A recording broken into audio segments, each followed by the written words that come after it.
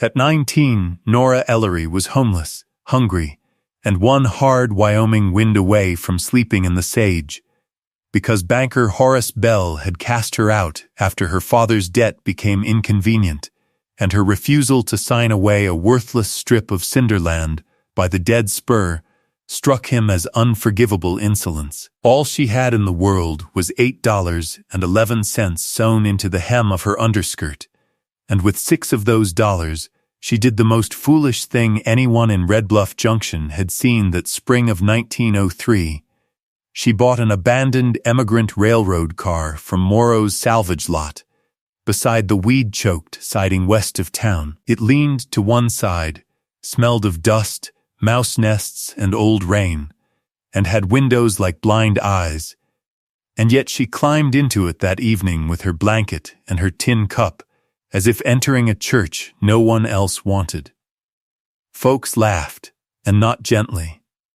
What none of them knew, what not even Nora knew when she lay down beneath the cracked ceiling and listened to the boards remember distant wheels, was that something had been sealed beneath one of those long wooden seats many years before, and that what slept there would not only rewrite her life, but give a thirsty, failing town back its name, its water, and its dignity.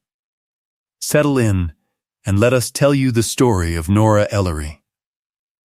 If you're watching from a place that feels forgotten by the rest of the world, tell us in the comments. Nora had been born in Red Bluff Junction when the town was still young enough to believe in itself without embarrassment.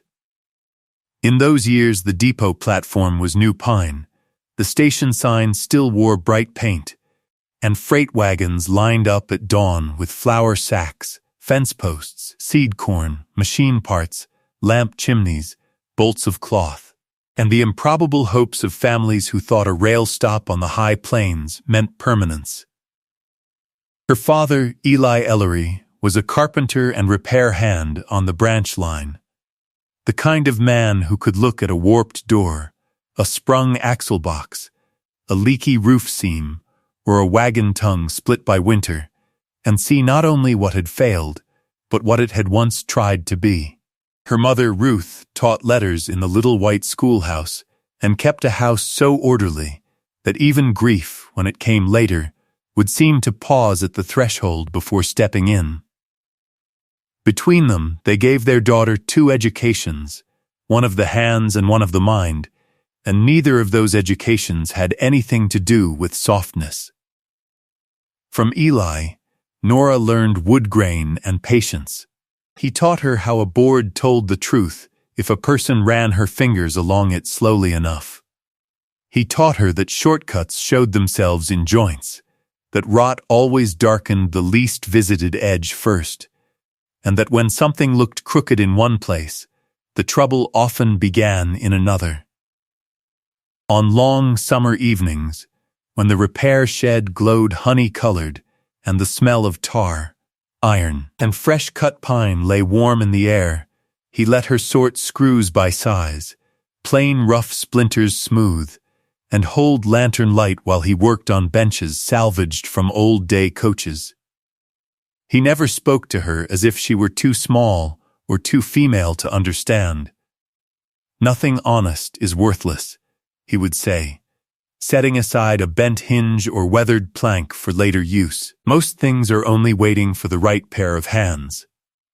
From Ruth, Nora learned how not to let the world make her mean. Her mother had a voice that could calm quarrels, and a way of looking at people that made them remember their better selves, if only for a moment. She taught Nora to read ledgers and newspapers, to recite poetry softly while scrubbing floors, to keep accounts down to the penny, to mend hymns invisibly, and to offer kindness without groveling. "Need is not shame," Ruth would say when a hungry child arrived at the schoolhouse early, and she quietly split her own biscuit in half. "Cruelty is shame. Waste is shame.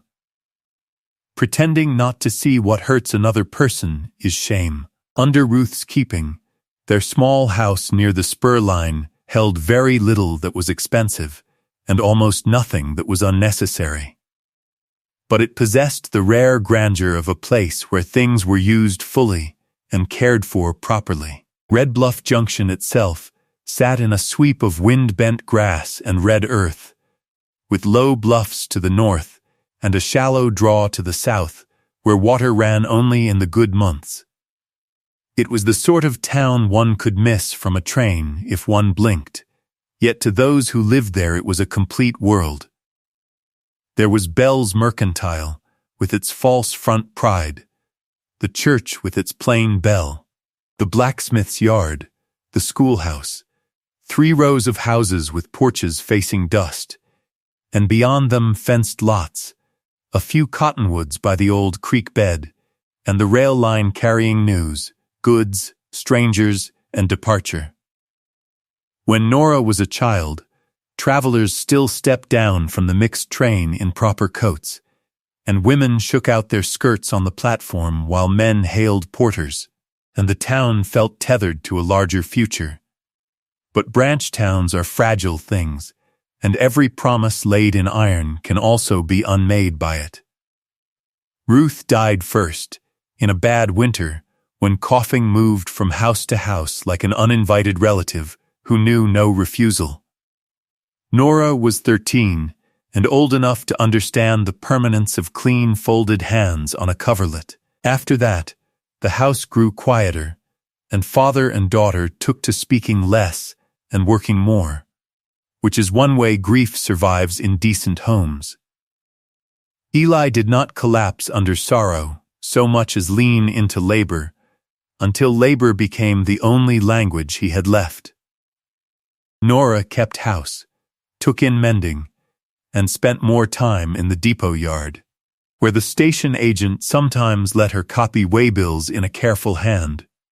She learned the names of distant places from freight labels and listened to men talk rates, land, weather, cattle, and ownership.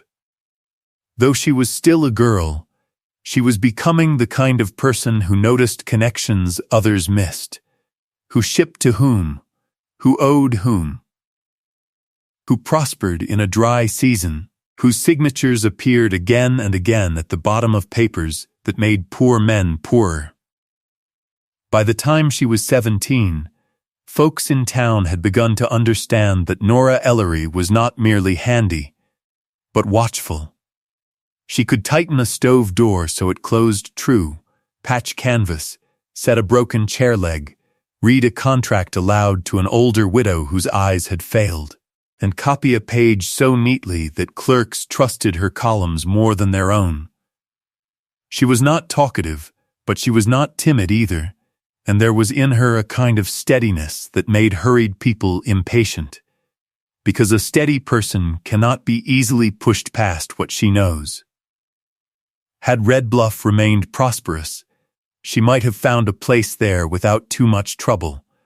But prosperity, as we know, is often the first thing to leave a town before anyone is willing to say it aloud. The branch line began to thin, schedules changed, freight cars came half full, the station porch stayed empty longer between trains. Then came 2 years of lean rain. Fences blew down and were not replaced. Gardens crisped. Families began sending sons elsewhere. It was during those narrowing years that Horace Bell, who had inherited Bell's Mercantile and the local bank from a father much admired by men who mistook sternness for virtue, started buying more of Red Bluff than seemed proper. He bought notes, mortgages, draft animals, delinquent seed claims, and finally the confidence of people too tired to keep track of what they had signed. He also bought silence. Bell was not a loud tyrant, not a man of fists or drunken scenes, but something colder and in many ways more dangerous. A man who smiled while locking the door. A man who spoke of order when he meant obedience. A man who preferred to ruin others by paper and timing so that no one could point to the bruise and say where it came from. Eli Ellery, who had spent years repairing rail property that was now falling out of use, did not belong to Bell and never would. That alone made Belle distrust him. Then one spring, during a washout west of town, Eli worked 2 freezing days on damaged ties and came home with a cough that turned within the week into a fever deep enough to shake him from the inside. Nora sat by him through the nights, laid cloths on his head, read psalms when he could no longer sleep, and listened as he drifted between sense and memory. Near the end, when the lamplight seemed too bright for the room, and the world had begun already to take its distance from him, he gripped her wrist with what strength he had left and told her something she would not understand fully until much later.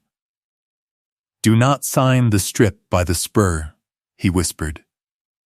"There's reason in land others call useless. Read before you trust. Look under what doesn't match." Then the strength went out of his hand. And Nora, at 18, found herself standing beside another grave, with the same wind moving over it that had moved over her mother's. After Eli's death, Belle moved with the tidiness of a man straightening a shelf. The mortgage, which Eli had always managed somehow to keep from swallowing them, was suddenly not patient any longer. Interest, fees, penalties, and clerk costs appeared like mushrooms after rain. Belle sent polite notices at first, then a deputy with a sympathetic face, then a final paper folded so crisply it seemed almost cheerful. The Ellery cottage, the patch of yard, and everything attached to it were forfeit. Nora sold what she could bear to sell, and stored what little remained with neighbors for a week or 2, but storage, like sympathy, has a limit in a poor town. Belle then offered her what he called a small mercy, if she signed away the narrow strip of cinder ground that ran beyond the old spur embankment behind her father's house, land no one had ever farmed, and which looked fit for nothing but weeds and broken bottles. He would waive a portion of the debt and recommend her for permanent work keeping books in the mercantile. She read the paper. The language was too eager. The strip was described 3 separate ways, each more exact than necessary, and Belle watched her eyes while pretending not to. She heard again her father's last warning and felt in her bones that the land mattered precisely because Belle wanted it to seem laughable. So she folded the paper and said no. Belle's mouth did not change, but his eyes did. A person may see, in a single instant, the exact price of disobedience. For a while Nora found lodging in a room above Hester Pike's boarding house, in exchange for scrubbing floors, hauling water, and mending linens beyond midnight. Hester was not a cruel woman by nature, but she was a frightened one, and frightened people often do the bidding of whoever holds their note. When Belle hinted that her license renewal and credit line might become uncertain if she continued sheltering difficult girls with opinions about property, Hester began speaking to Nora in that strained, too bright voice people use before they choose themselves over you. The day came hot and flat. Hester stood in the upstairs hall twisting her apron and told Nora she must be out by evening. She said it was business. She said Belle would not extend flour unless the account was settled. She said there were rules. Nora looked past her through the hall window at the dead branch line shimmering in heat and understood that rules, in Red Bluff just then, meant whatever Horace Belle found useful before supper. So Nora packed a blanket, her mother's Bible, a tin cup, 2 dresses, a hammer, a palm-sized box of screws, and the $8.11 she had long ago sewn into her hem, because her mother had once said every woman ought to keep one small private defense against the world. She spent one night in the schoolhouse shed with Miss Haviland's quiet permission, another beneath the overhang behind the blacksmith's, where the soot at least kept dew off her shoulders, and a third walking nearly until morning, because she could not bear to settle where dogs nosed refuse. It is a particular kind of loneliness to remain visible to everyone and cared for by no one. Red Bluff did not become suddenly monstrous toward her. That is not how such things happen. People simply grew busy with their own lack. They nodded, looked sorry, and then looked away. Belle, meanwhile, continued to have his meals hot. On the 4th day of her homelessness, Nora saw the notice nailed crooked on the telegraph post outside the depot: salvage sale, obsolete rail property. Lots to include benches, lamps, iron fittings, 1 emigrant coach, AS's. Morrow the junk dealer had come from Cheyenne with a wagon and 2 boys to buy what the railroad no longer wished to count. The abandoned coach sat half off the siding, where it had been shunted years before, its once green paint gone gray beneath dust and weather, one end coupler missing, wheels sunk deep in dirt. It was too damaged for service and too large for easy hauling, which is why no one had bothered with it earlier. Men kicked its steps and laughed at the broken window sash. Someone said it was fit only for chicken roosting. Someone else said even chickens had standards. Nora stood apart, listening not to the jokes but to the terms. Morrow finally declared that if nobody wanted to pay to move the whole carcass, he would sell it cheap and strip it later. The boys snickered when Nora asked what he meant by cheap. He looked her over, from worn shoes to sun-reddened face, and gave the answer men give when they assume humiliation is part of the bargain. $6 if you can hand it to me now, he said. And if you don't, I'll take the seats tomorrow and the stove next week. She looked at the car, then at the sky growing hard and white above town. Then at Belle emerging from the depot yard with his gloves on and interest in his eyes, because he had also seen her looking. That was enough. She unpicked the hidden seam of her hem with a thumbnail, counted the money into her palm, and bought the abandoned railroad car while half of Red Bluff watched. We do not need to tell you that they thought her mad. We do need to tell you how that madness looked by dusk. She swept out mouse droppings with a sagebrush broom, opened what windows would open, and dragged a broken crate outside. She found a rusted water can, a cracked lantern globe, a length of chain, 3 bent spoons, 2 ticket stubs fused by damp, and the faint embroidered ghost of initials on a seat cushion long since stripped of fabric. The air inside held the layered smell of old wool, iron dust, mildew, sun-baked resin, and an age of passengers gone elsewhere. Yet for the first time in days, when she shut the coach door against the evening wind, the world ceased feeling entirely provisional. The roof leaked in 2 places, but it was a roof. The walls were thin, but they were walls. The bench seats, though worn, still ran sturdy along both sides. She lit a stub of candle, sat down with her back to the wood, and felt beneath her the deep, settled silence of something built to carry burden. In the days that followed, Nora labored as if the coach had accepted her, and she meant to be worthy of it.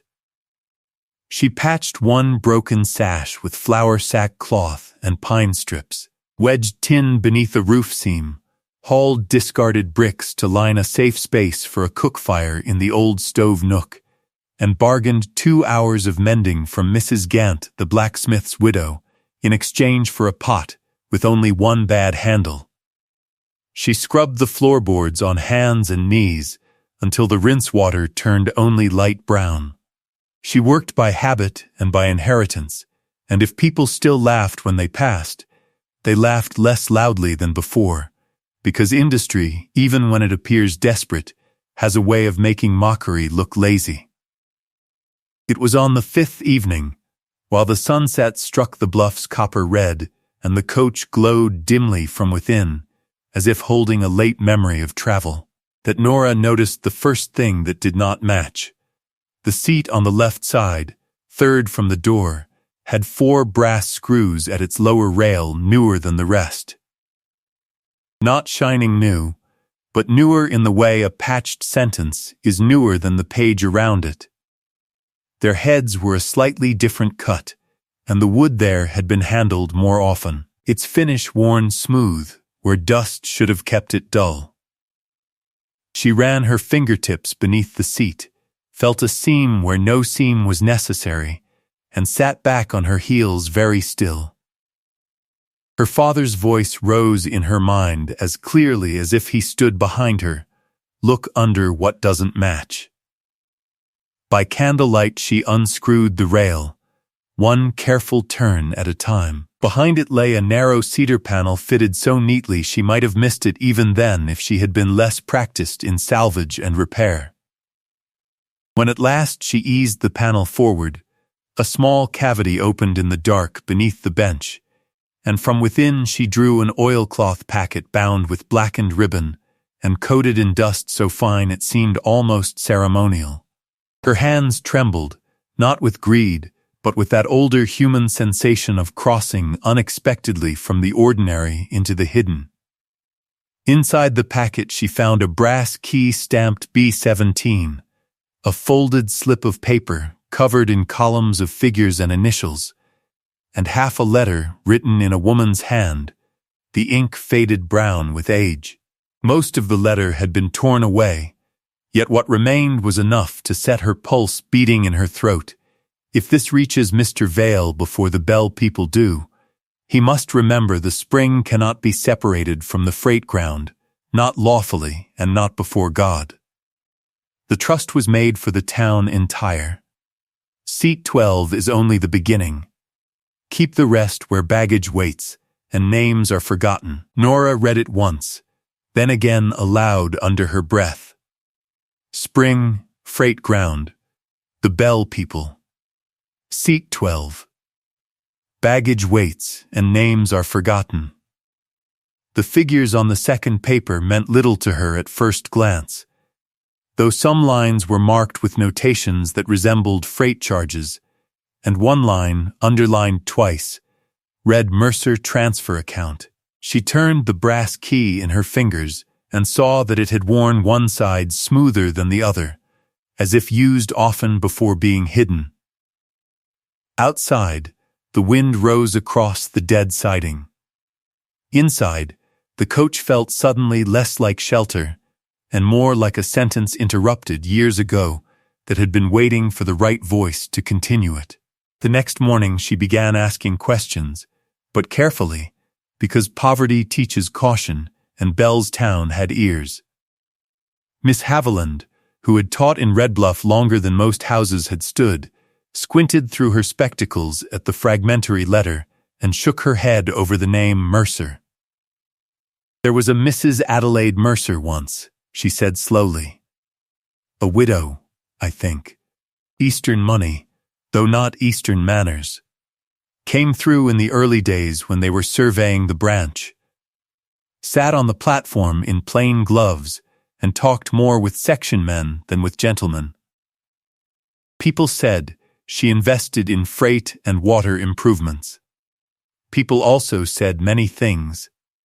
Then she stopped coming. Old Jeremiah Blue, who had worked porter and baggage on the line before his knees failed him, remembered more. He sat outside his daughter's house mending a harness trace and listened with narrowed eyes until Nora spoke the stamped key aloud. B-series, he murmured. Baggage lockers. There used to be numbered pigeon lockers in the old parcel room of the first depot building, before Bell had the west side boarded. Folks left trunks, wrapped parcels, oddments. B-17 would have been in there. And if someone said seat 12 was only the beginning, then what you found wasn't the thing itself. It was a direction. The original parcel room stood attached to the oldest part of the depot, a low annex mostly unused now except for broken scales, crate slats, and the railroad's habit of forgetting what no longer earned. Bell disliked anyone nosing through there, which alone might have stopped Nora once. Homelessness, however, had burned a certain fear out of her. That afternoon she waited until the freight clerk went to dinner and approached the annex with a bucket and rag in hand, so that if challenged she could plausibly claim she meant to clean in exchange for scraps of lamp oil. The door was latched but not locked. Dust rose in the slanted light. Dead flies lay in the sill corners like pepper. Along one wall stood the old baggage lockers, their numbers painted black and mostly obscured by years. She moved slowly, counting B11, B12, B13. Her heart thudded harder. At B17 the small brass lock remained in place beneath a fan of cobwebs. The key turned stiffly, then cleanly, as though metal remembers its duty long after people abandon theirs. Inside the locker was not treasure, not in the crude sense anyway. There was a flat tin dispatch box wrapped in oilskin, a packet of papers tied with blue ribbon, and a narrow leather notebook gone dark with age. Nora carried them into the light behind the annex and opened them one by one with reverence born partly of fear. The notebook belonged to Gideon Vale, station agent, and contained dates, train numbers, receipts, and private observations written in a concise, educated hand. Several pages concerned a trust established in 1888 by Adelaide Mercer, widow of engineer Thomas Mercer, who had died in a rail accident before the branch to Red Bluff was finished.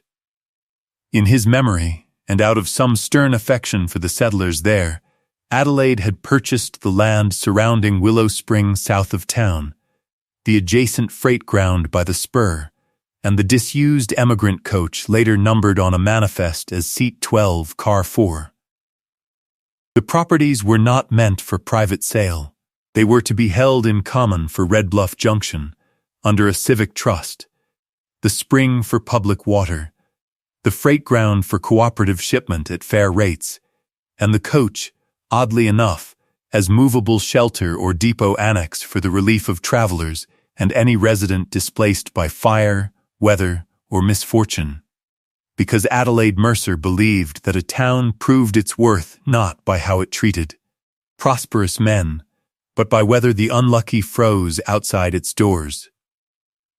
Nora had to sit down on an upturned crate before reading on. The trust papers were incomplete, but complete enough to chill her. Gideon Vale had written that Samuel Bell, Horace Bell's father and then legal agent for the bank, contested the trust and insisted that Mercer's holdings revert into private control. Gideon suspected he meant to sever the spring from the freight ground so water could be sold back to the town. Fearing tampering, he removed the essential documents temporarily, hid the first packet in the coach compartment, and locked the remainder in baggage under the numbered key until the county recorder could be reached. But then the influenza epidemic struck, followed by a derailment west of town that consumed his days and perhaps, though the notebook never said it plainly, his health. The entries thinned, then stopped. Tucked into the final pages was a copy of a letter never sent. If I fail to set this right, let whoever finds these know the Bell claim is fraudulent where it touches Mercer land. The survey joins spring and freight parcel by the cinder strip behind Ellery's lot. Without that strip, access cannot be lawfully denied to the town. There it was, the useless strip. Her father had known enough to refuse Bell, even if he had never seen the full papers. Nora read the line again until the words seemed carved. Then she opened the blue ribbon packet. Inside lay the survey map, brittle but legible, bearing county marks and Mercer's seal.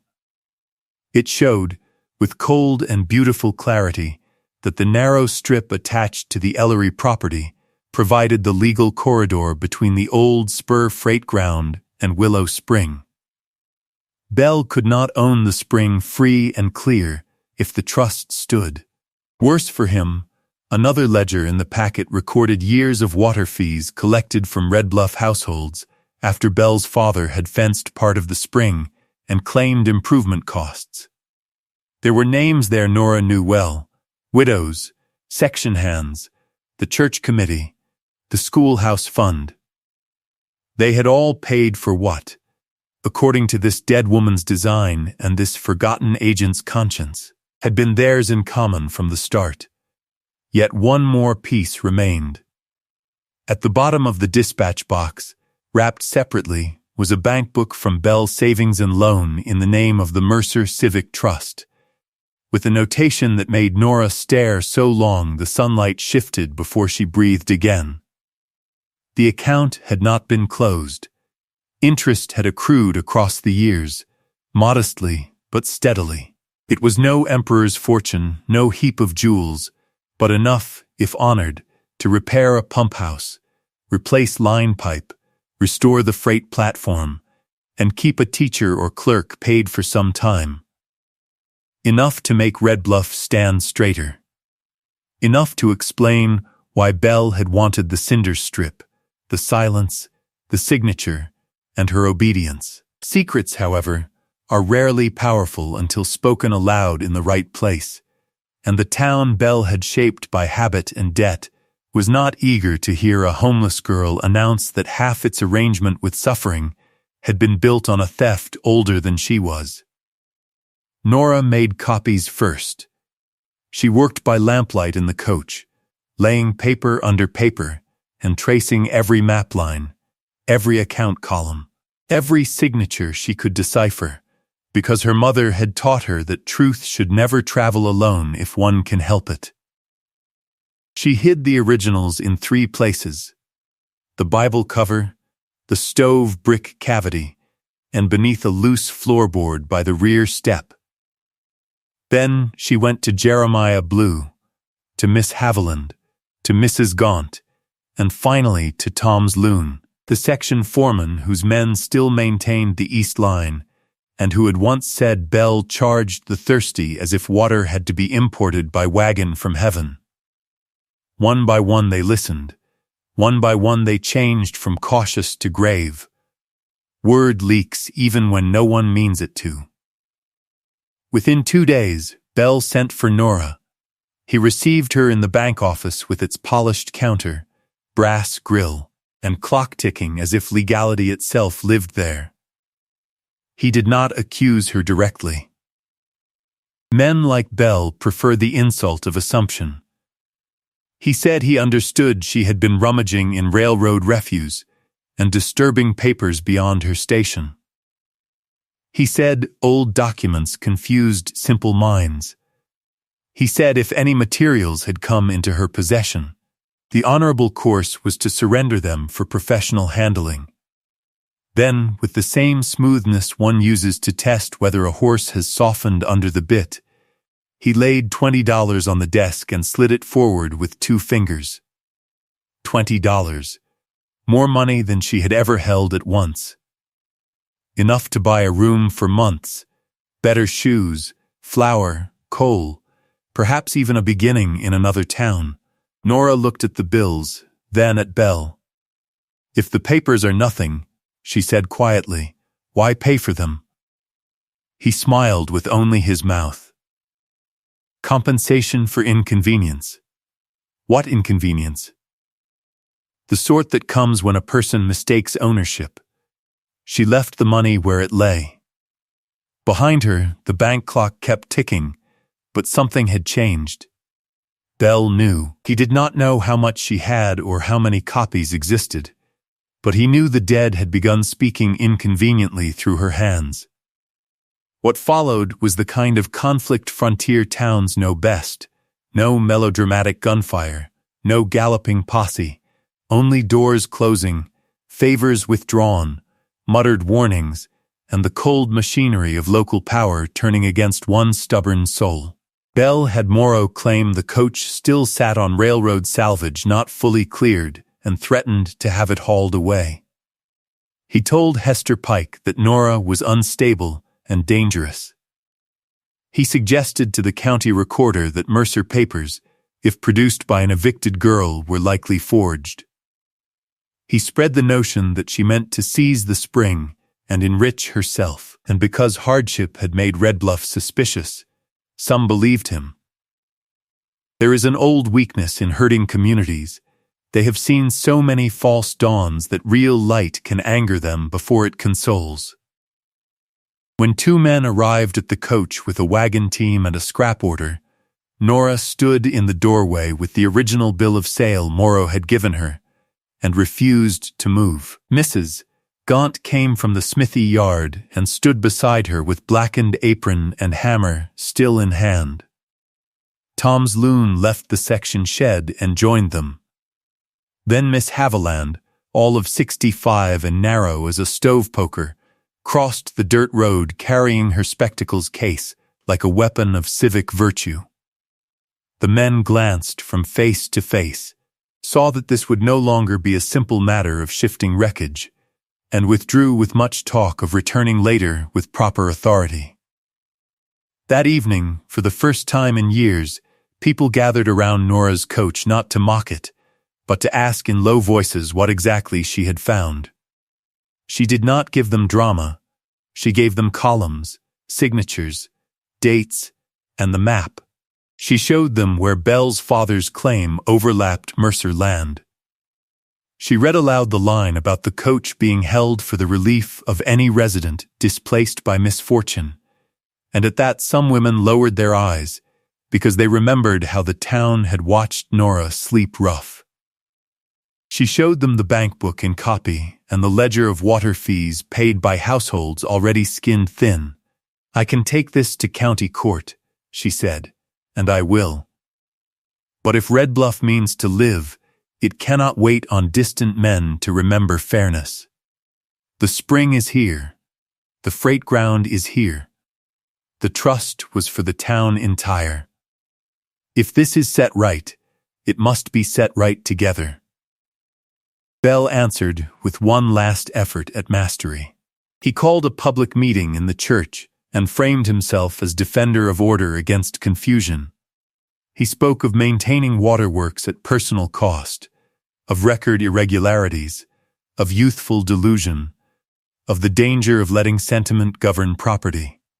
His voice was measured, his collar perfect, and for a few moments one could feel the old habit of yielding pressing at the room.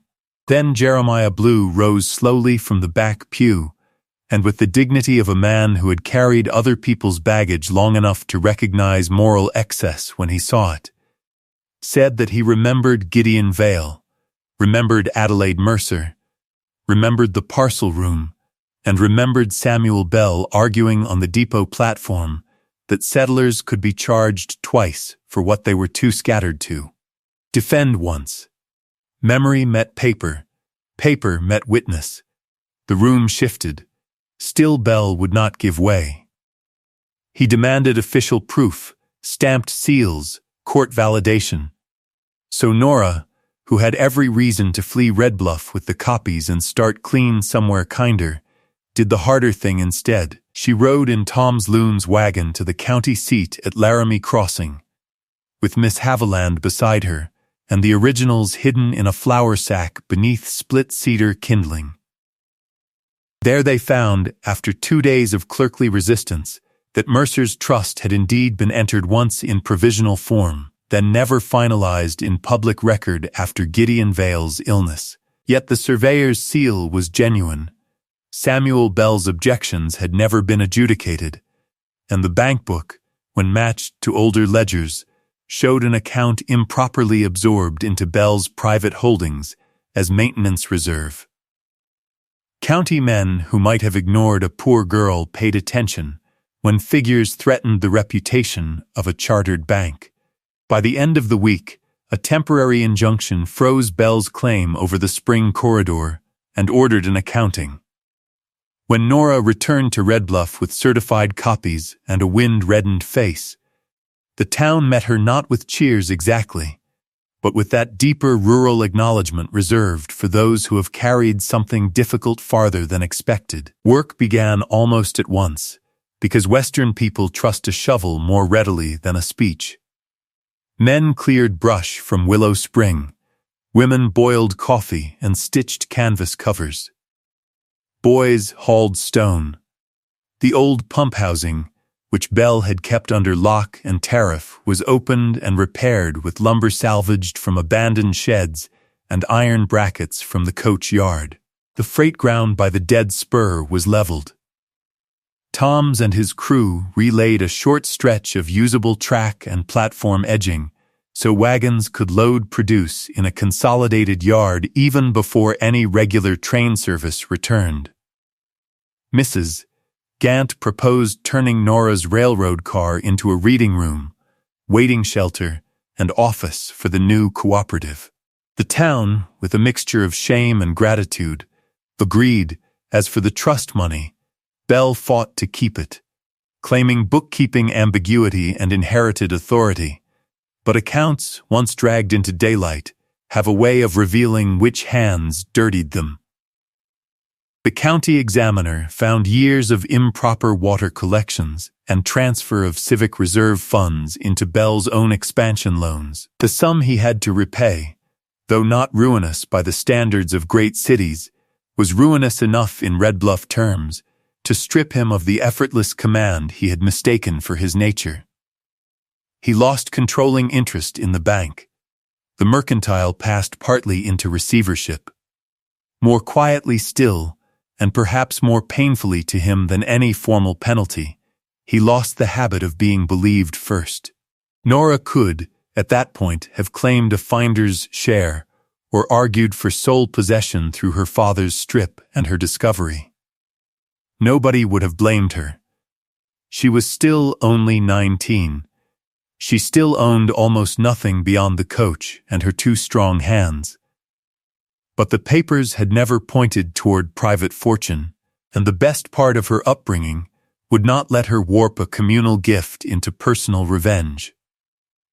She asked only that the title to the coach be confirmed in her name as custodian under the trust, and that she be allowed work as clerk and steward of the cooperative yard. The rest she placed where Adelaide Mercer had meant it to rest, into public usefulness. Thus the restoration of Red Bluff did not arrive as a miracle rolling down the tracks in polished brass. It came as most true restorations do, by labor repeated, until hope ceased being embarrassing. Willow Spring, once fenced and rationed, ran into a public trough where children splashed their hands and women filled buckets without first glancing toward Belle's office. The repaired freight ground let small ranchers and gardeners pool shipments at fairer rates. A produce wagon route began twice monthly. The schoolhouse roof was patched from trust funds before winter. Nora's coach, scrubbed again, painted deep green by volunteers, and fitted with shelves built from surplus planks, became the Mercer car, part office, part reading room, part refuge for any traveler or resident in trouble. Miss Haviland put books there. Jeremiah donated an old timetable framed under glass. Mrs. Gant forged a small iron plaque for the door, for relief, for learning, for the common good. And Belle? His justice was of the quiet Western kind, dry as sage and hard to argue with. No mob dragged him anywhere.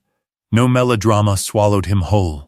He simply found himself living under the conditions he had once imposed on others. Credit tightened. Deference cooled. He had to stand in line at the public pump behind widows whose fees he had collected for years. He had to hear men discuss cooperative rates outside the mercantile without lowering their voices when he passed. He had to watch the very cinder strip he called worthless become the legal thread by which Red Bluff stitched itself back together. In time he sold his remaining interests and left for Cheyenne, and if anyone waved him farewell, no one remembered it later. For Nora, the change was not that hardship vanished.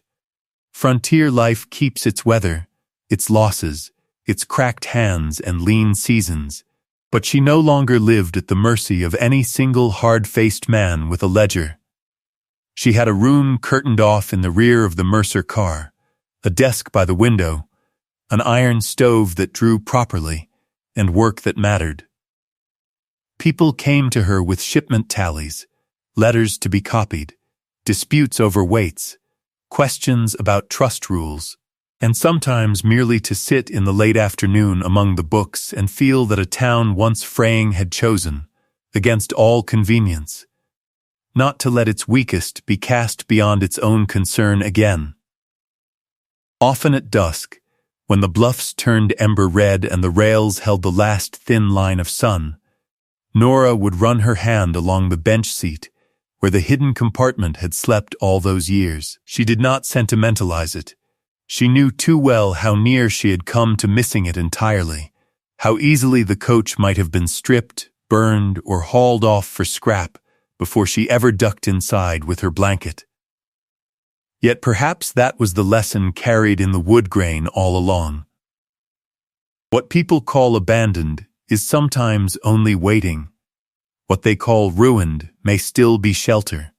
What they call useless land may be the key that keeps a whole town from being sold piece by piece to the most patient thief. And so we come back to where we began, to a girl of 19, homeless, hungry, and publicly written off, stepping into a derelict railroad car while others laughed. They were not entirely wrong about her desperation. It was desperate. It was risky. It was, by the standards of neat, respectable caution, almost foolish. But the world is often changed less by polished plans than by one weary, clear-eyed soul refusing to agree that she is finished because someone powerful has said so.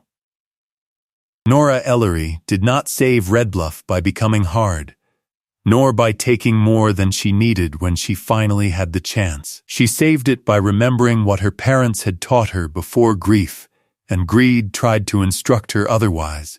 Read carefully, mend what can be mended, keep proof, notice what does not match, and never confuse ownership with worth. In the end, the hidden compartment beneath the seat did rewrite her future forever. But not because it turned her into something grander than she already was. It revealed, under dust and silence, that the future had been waiting all along for a woman with enough patience to open the panel, enough courage to read the papers, and enough decency to hand the gift onward, instead of closing her fist around it. Redbluff remembered itself, because Nora remembered her name. And when people in later years spoke of the Mercer car glowing by lamplight beside the restored freight ground, they did not only speak of the documents hidden there once. They spoke of the homeless girl who entered it with $8.11 in the world and left it, in time, having given a whole town back to itself. Thank you for settling in with us for the story of Nora Ellery. If this tale stayed with you, share it with someone who needs reminding that what the world dismisses is not always empty, and that dignity can return by the quietest road. Before you go, tell us this. What is a time you found value in something others had written off? We always love hearing where these stories meet your own. Until next time, stay close.